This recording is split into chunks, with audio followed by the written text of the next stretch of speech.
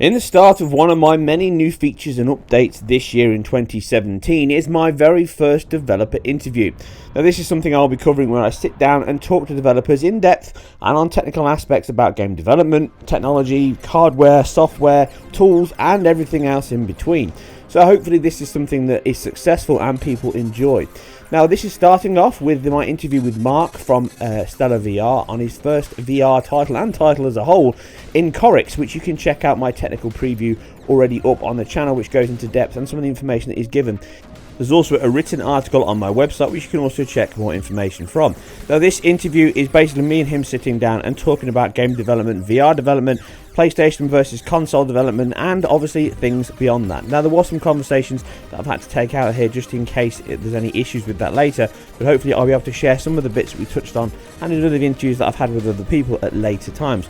As always, I appreciate your feedback, so please do leave it below and tell me whether or not you enjoy this. This is the kind of content that you probably aren't getting anywhere else, and I like to go in depth, and it's something I want to improve and expand on in 2017 and beyond to give you more information. I do apologise for the sound quality. One of the microphones didn't work, so I've only got one microphone recording here. It was supposed to be two, so you end up with much clearer where Mark's sitting, which is the most important voice anyway, as he talks about the game development, and I'm a bit more echoey on the other side of the room. Luckily I don't have a quiet voice, so you can still hear everything quite clearly, but it's not quite at the level of the sound quality I wanted, so I do apologise for that. It is something that I'll improve in further videos. So enough rambling, I'll leave you to the interview. Please enjoy it and leave your thoughts and feedbacks below, and I'll catch you on the next one. Thanks Mark for sitting down with me. So tell me a little bit about how you got into the idea of using a strategy game for your VR title rather than something else. Okay, so basically I had a 9-to-5 job and VR game development was a hobby. I was teaching myself how to make games. Yep. Just for fun really. And I was on a flight over to Baltimore and I was playing Rim Capsule on my phone. Absolutely love that game. Yeah. And I just sort of had a cascade of thoughts. It's like, wouldn't this be good if someone did something simple like this in VR? Because I'm not a great artist. Yeah. So I kind of thought, you know, this would be something that I could do. Yeah. And then I thought, but bit more RTS-y, and then I started remembering the Supreme Commander moments that I had, Command and Conquer, plus I love tower defense games on top. They kind of all merged into one kind of concept. Yeah. So I just thought, you know, it'd be awesome to have a really simplistic style that focused on gameplay, which brought RTS to this generation, because RTS really hasn't been around. Approaching PlayStation and the other options, which was Vive and Oculus Rift, what made you choose PlayStation over the others? What was the real option behind that? So basically, I was working on an alpha, which some people out there will have probably tried back in the DK2 days. It's a very basic experience, a little demo I put together. Basically, Sony have this website where you can fill in a form and just tell them about projects that you're working on. Yep. So I filled it in and just sent them off and didn't think any much of it. A couple of weeks later, I get a phone call. Hi, it's Sony. Would you like to come down and have a chat? Okay. So I went down there. I spent the afternoon down there talking about VR, trying out different things. And basically they said they would like me to bring it to the PlayStation. What do you need? At that stage I said, well really I'd need some equipment, some dev kits and some headsets and stuff to do that. And they said, fine, sure, we'll send you some. So fast forward about a month later and I've ported the rather basic game to PlayStation.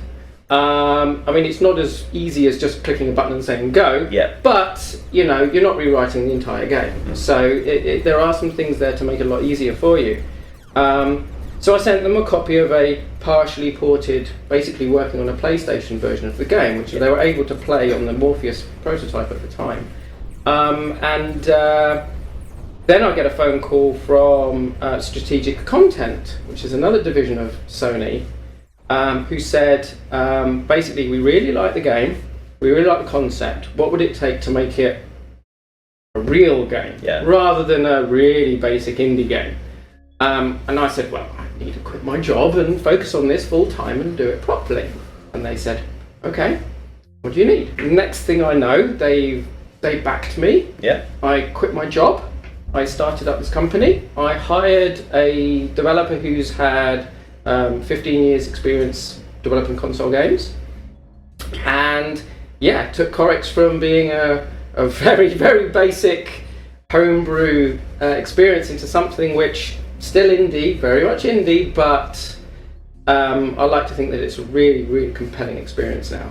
And I can say, playing it, it is both single player and multiplayer, and it's kind of like an extension of the whole bedroom coding back in the 80s. You really come from that kind of environment, and it's still alive. That you are proof that ability is still there. You can write and create something now, and you've, like you say, you've used Unity. It's very easy, or at least there's a lot of help there to get something up and running quite quickly. And there's a lot of work behind building this version that we've just played. So in terms of the technology, which a lot of my audience will be interested in, this is run on the PS4 Pro. Yes. There's not a huge difference, but I'll allow you to explain what you've added. One of the key aspects that many will be interested in is the fact that this runs natively at the moment at 120 frames per second. That's right. Which is quite an achievement. Even if people are going to say, yes, it's not pushing all the high quality textures and PBR materials that people worry about, 8 milliseconds to render a frame is a very small amount of time. Yes. But you can go into some more detail on that, so please elaborate a little bit more how you achieve that kind of work. So, so basically, on standard and Pro, it does run at 120 native. We do have reprojection turned on. So what that means is that on the rare occasion where we do drop a little bit below 120, it'll reproject it in. Now, I must caveat that and just say that that's our intention to release with this setup, running it in this mode, but it's not official yet. But I can't see why we wouldn't be able to. Yeah. So we run it at 120 with reprojection on. There's a little safety net there. And the difference between standard and Pro is on Pro we've got HBAO, so we've got ambient occlusion turned on. So everything just looks that little bit more polished and that little bit cleaner.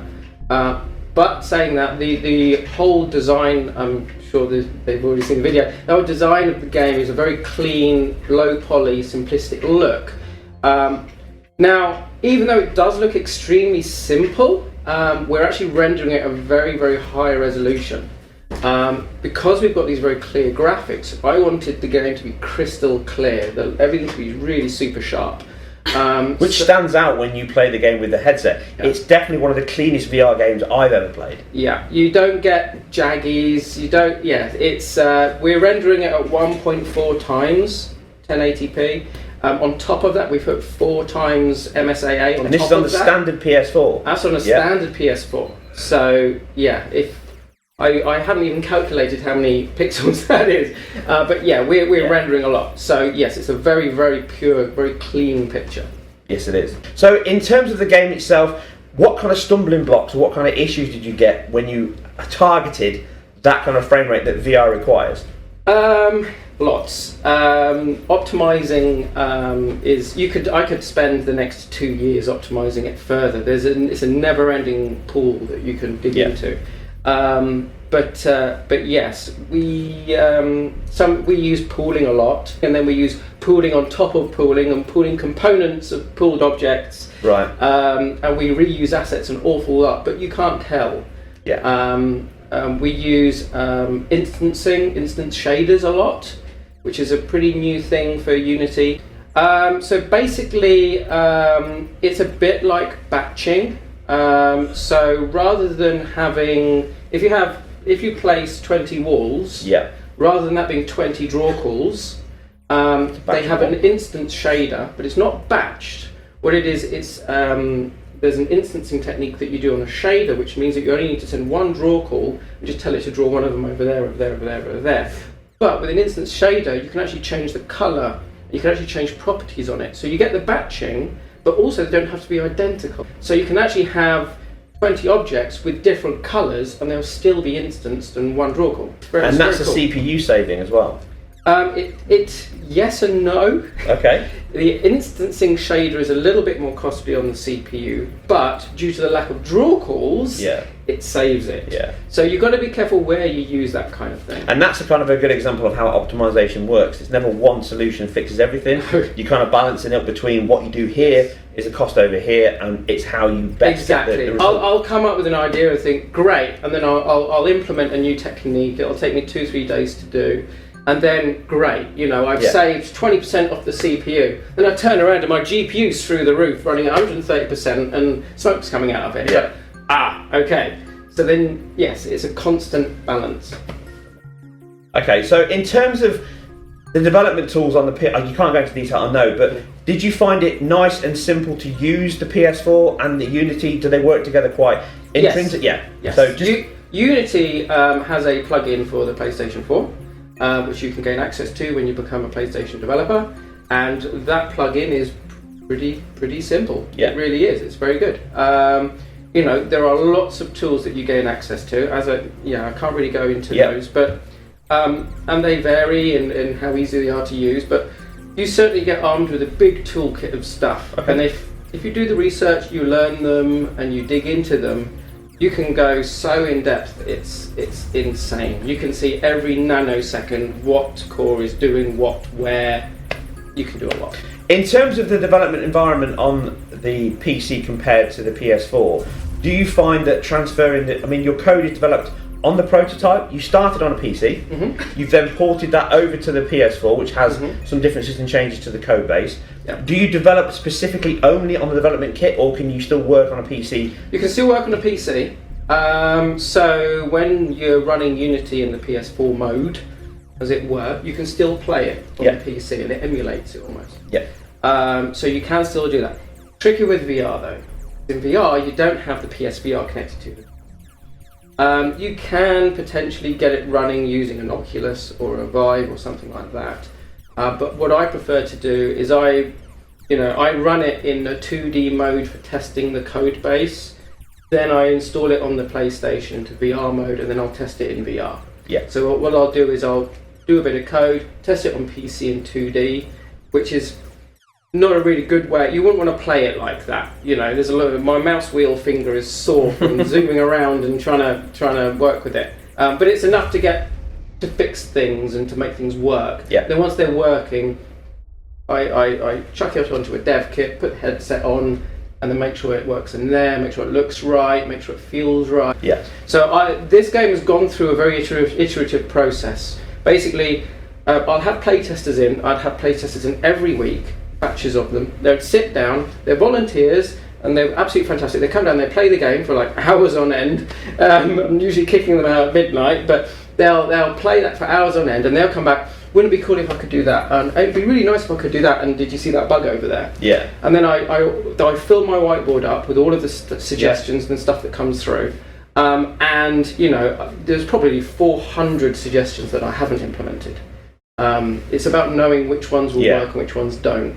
But yes, so it's all of the ideas that you see in the game are mine. No, there are people out there that can. That bit there you put in there. Yeah, that's my idea. yeah. That's right. The tricky thing is knowing which one's being implemented. And I think that's the best way. I mean, a game or anything that you make creatively has to be a collection of parts. And one person can't come up with everything, and you have to get feedback. And that's impressive that you've delivered something in the best part of a year and a half, give or take. Is that about right? Well, it's been. I was doing it part-time as a hobby, like an hour or two in the evenings for about 8 months. And I've been doing it full-time now for about 8 months. Yes, about 8 months. And effectively, this is a one-man band, that's coded this from scratch, and then you paired up into two. So the entire development of this game, everything including the VR, has been coded by 2 people. Yes. In Unity, with nothing else on top of that. Yeah. Completely in C# as well. Yes, also C#. So just for people out there who think that you can only write in C++, that's not true. Yeah, that's not true. Yeah. And how did you find working within C#? Because you've only learnt that recently yourself as well. Yes. Yeah. So elaborate a little bit more on that. Actually, I've fallen in love with the language. It's really nice. I mean, when I was back in university quite a while ago, I did do a bit of C++, a little bit, and it's very in-depth, very powerful language, very performant. It's I'm not going to knock C++ at all. But C#, you need a lot less code to do the same thing. And also from someone with such a background with no real experience in coding, it's it's very logical. And it's very simple, you know, compared to some of the other languages. So yeah, I'm a very logical person. So, and C# seemed to match very well with my thought process. Yeah, you know, and to be honest, there's a lot of resources out on the internet. You know, literally just Google, how do I do this in C#? And there'll be a page there on the first page of Google saying, this is how you do that in C#. Great, type it in, bang, off you go. Move on to the next problem. And between Unity and Unreal, which are probably the two biggest open source engines that are available to work on multiple platforms, I know you haven't had much experience with Unreal Engine.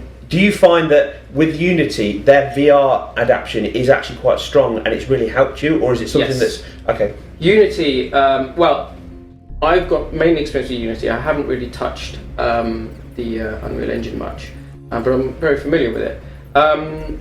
Unity themselves have focused on VR heavily, and it's very evident in the features and the work that they've done. Korix is using their single pass stereo rendering, so it's basically rendering most things only once rather than twice. It's using their experimental graphics jobs, which is offloading a lot of the rendering onto Core 1 of the PlayStation, and all of this heavily supports VR. And when I started this project full time about 8 months ago, I mean, we were getting 40 to 50 frames per second. And Unity moved to single pass stereo rendering. That one update took us from like 40 frames per second to 65, 70. Wow. Overnight. And it was like, okay, wow, we've got a target we can achieve. Because at the very beginning it was like, how the hell are we going to do this, guys? So did you start targeting 90? Because that's the bare minimum for VR, really. Or is that what your target, and then all of a sudden you thought to yourself, I think we can go higher than that? Well, to be honest, when I very first started this, not knowing a lot, I was like, 120, here we come. You know, surely it's possible. It's a really basic looking game. You know? It's very, very clean and clear game. But no, very quickly I realised this is going to be a very, very big challenge. I've been targeting 90 for most of this project, and the reason why is once you get into VR, this is a tabletop game, and people want to lean around and do things. And reprojection is awesome, but what reprojection isn't quite so good at is when you have sideways movement, because it can't reproject that. So you'll get a slight blurring when you move sideways. Also, I find that with the hand controller, which we have at 60 frames per second, it's not quite as smooth, and that although it's great and it's fully immersive, when you see that running at 90, it's that much smoother and it feels more real. Things just feel more planted and more real when you're running them at 90. So I very quickly realised we've got to go for 90, because at 90, then you don't get any blurring or anything when you're moving sideways, and the hand controller feels really solid and it feels good. We want that. So we targeted 90 after we played around with it for a little bit. And then recently, in these last few stages of optimization, Unity started supporting the 120 with reprojection, and as soon as I tried that out, with some last minute optimizations that actually took me past the 90, I was like, let's just go for it. This is working. You were saying before that you were running the render time at around 6 milliseconds, and it's dropped down to, was it 1 point? It depends on how much is going on, but if you're sitting in the main menu and you're just looking straight ahead, in VR and everything, it's running at about 1.3 milliseconds is the render time. That is incredibly fast. That's very fast, yes. Yes, and you've had to do a lot of optimization work, which you've already spoke about earlier, and that is all at the end of development. You can't do that as you're working through development. You have to do it. You have to wait until you've basically finished the game and you've got all of the features in, because you'll do some optimization to increase frame rate by using a particular technique, and then you'll come along and add another unit or add another feature, and but no, we can't do that because we've used this optimization technique and it will break that. So then you have to undo it. So yes, you have to basically complete the game get all of your features in, get everything working as well, and then start optimizing. Now, optimization is a slightly painful process, as I've discovered, as you will optimize it and then it'll break something. So then you'll fix that and then that'll break something else. Then you'll fix that and then you're good. But you need to optimize it a bit more. So then you need to take another section, you do that, and now 5 things are broken. So, and it's an iterative process. And yeah, I've probably spent about a month and a half to 2 months of time just optimizing and fixing the stuff that gets broken due to the optimizations. And without the tools that you get in Unity and probably the additional tools that Sony offer, that would be a lot harder to achieve. Oh yes. Yeah, because you wouldn't know where you're hitting, where your bottlenecks are, and what areas to target, and what things are costing you the time on the render. In terms of the game itself then, what kind of aims have you got over and above launch? You've got a multiplayer in there already, you've got a very intuitive and very enjoyable single player, which will hook a lot of people, myself included, and my son who's been playing it has already kicked my ass, so that's an impressive feat already. Have you got options over and above to build on this world, or have you got other ideas in terms of VR that you want to push forward next time? I have because I've had to be so laser focused, I haven't been experimenting with other ideas too much. I haven't let myself, because I'm spending 13, 14, 16 hours a day focusing on Korix and Korix only. I have a folder on my computer. When I come up with an idea, write it down in Notepad, I save it in that folder, I close it and I don't go back to it. Day Korix is launched, I'm opening that folder and I'm going to go browsing for my next idea.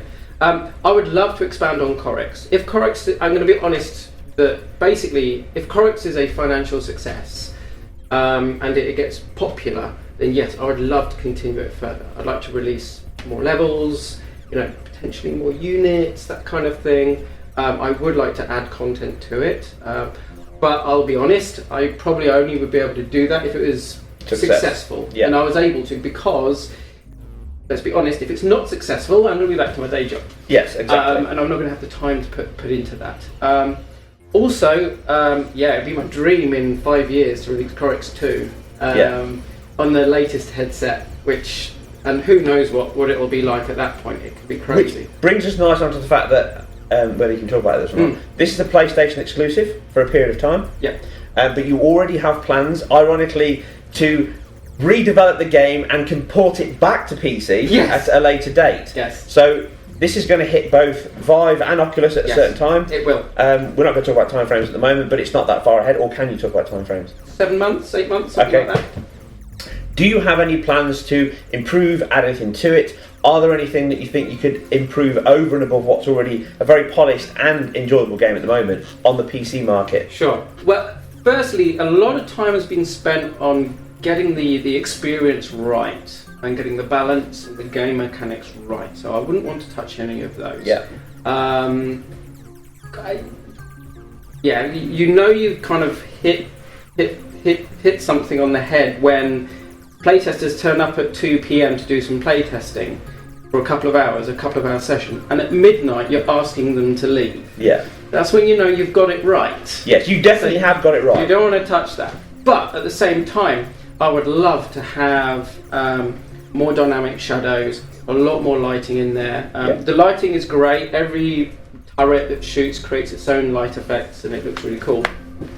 In terms of the PC then, you can add all these additional options in there without any problems at all? They run 90, so the Oculus runs at 90 and the Vive also runs at 90. So you'll actually gain a little bit of overhead back by not having to run at 120? We'll match the headset. We run the game at 120 because the headset can run at 120. If the game is running at 90, if the headset is running at 90, we'll run the game at 90. We'll match. That's for the best, smoothest experience. And that will actually give you back some of that overhead you're using to add additional features into the game. Oh, well, also, to be honest, a gaming PC capable of running an Oculus has a bit more horsepower anyway. Well, that's my point. So at that point, the sky's kind of the limit with what you can add on the PC market with the additional performance available to you on a machine that can support Vive and Oculus. So expect lots more particles, lots more effects. And high resolutions. Well, again, certainly super sampling. I might even go for double. I might see if I can go double. Lots of anti-aliasing as well, because we'll have the horsepower for that. But yes, it'll basically just look a little bit beefier potentially on PC. It will refine the game. But at the end of the day, one of the big things about Korix is its although we're going for a really nice stylistic look, it's about the gameplay, the raw gameplay, and that'll be the same on all platforms. So it doesn't matter if you're playing it on PC or console. The game itself will be the same. And then I think that's a good point to touch on, is the fact that the game does feel very old school in its design. Yes. It's kind of like the old beginnings of 3D when we were back in the arcades and we were going into and seeing games like Virtual Racing, and 3D was just blossoming into this thing that it could become. In VR, this has that same feel, but it's completely based around a strong gameplay hook. Yes. And loop that you get into. It's not about looking great and just jumping on the VR bandwagon, which a lot of things are at the moment. This is something completely different, and I don't think it would work as well outside of VR. You've actually thought about all of the functionality and the VR sickness. So as a person who does get VR sickness quite often, and I believe you do too. Badly. So there you go, developers also get affected by these things. Yeah.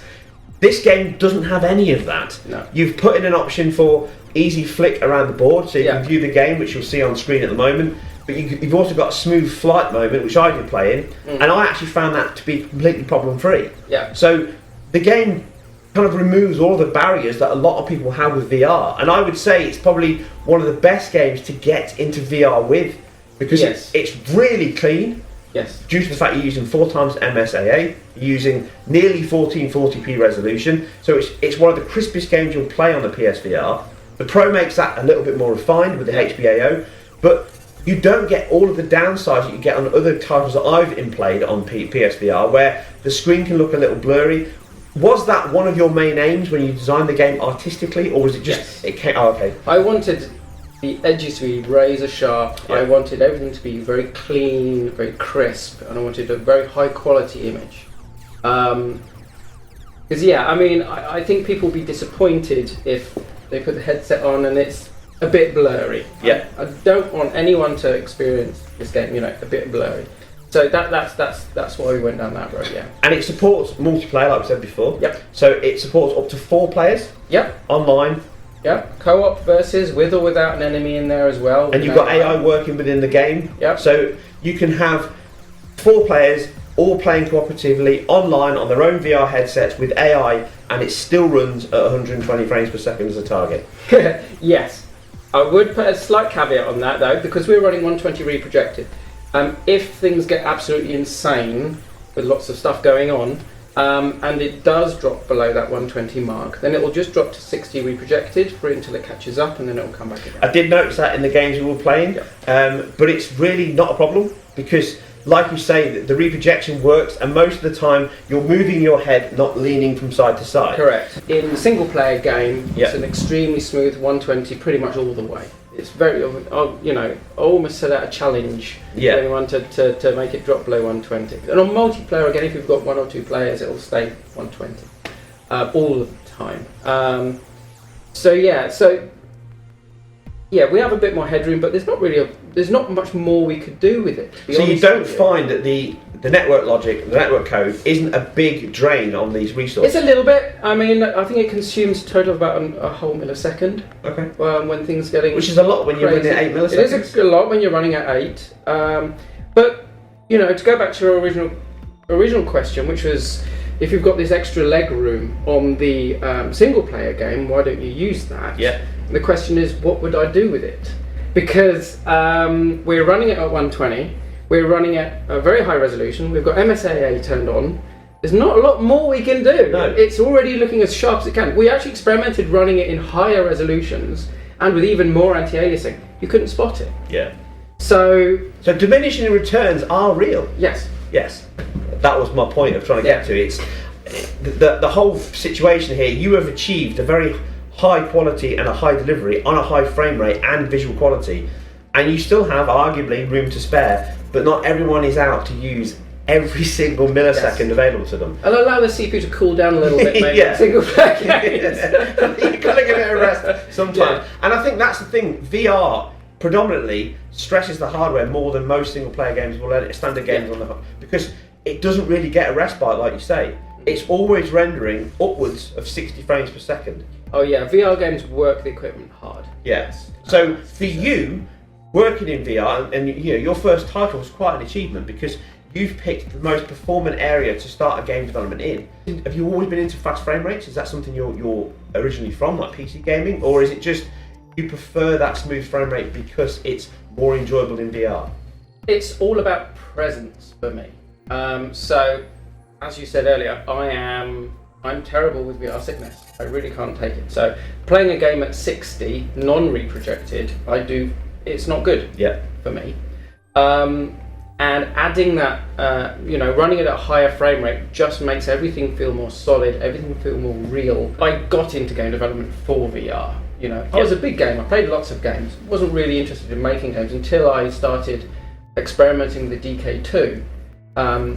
It was instantly so many ideas. Someone's got to do something. How hard can it be? I'll try it. I have, as I say, I've got a folder on my PC full of other ideas that I'd love to explore. I think VR is kind of like that. It's almost a muse for people now in gaming because it's a whole new avenue, and you've got all these aspects that you couldn't do before that are now perfectly possible. And I think we're barely scratching the surface. I think back to the day when we invented television. Okay, so before that we had radio.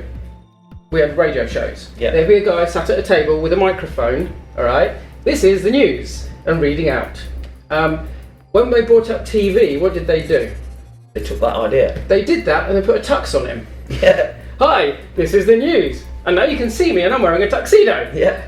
And then they started moving the camera a bit, taking it outside, and that kind of thing. But they pretty much carried on doing what they were doing before, but just put a camera there as well. Yeah. So that's what we're doing with VR.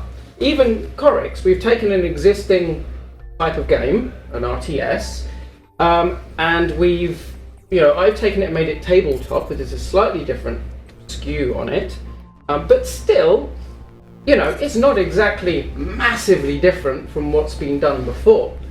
But now we have this new medium that we're still figuring out. Who knows what it's going to look like in a couple of years? One of the things I will ask then is, people who are interested in this game, they want to see when it's coming out. Where can they go for information? Where can they check out when it's released? Where will they be able to get that information available? Have you got a website? We have a website, korix.co.uk, or best thing to do is follow me on Twitter. Yep. It's at Stellar_VR. Someone grabbed StellarVR already somehow. And whenever there's more information, then I tend to tweet it out. Yeah. Also, we have a Facebook page as well, but go to our website and you can find some links there. Look out for announcements on the PlayStation Store and from Sony. Watch this space very soon. Excellent. Well, thank you very much, Mark. I've really enjoyed our time with the game, and I wish you all the best when it comes to launch, and hopefully I'll speak to you more on this title and others in the future. Thank you very much. Thank you.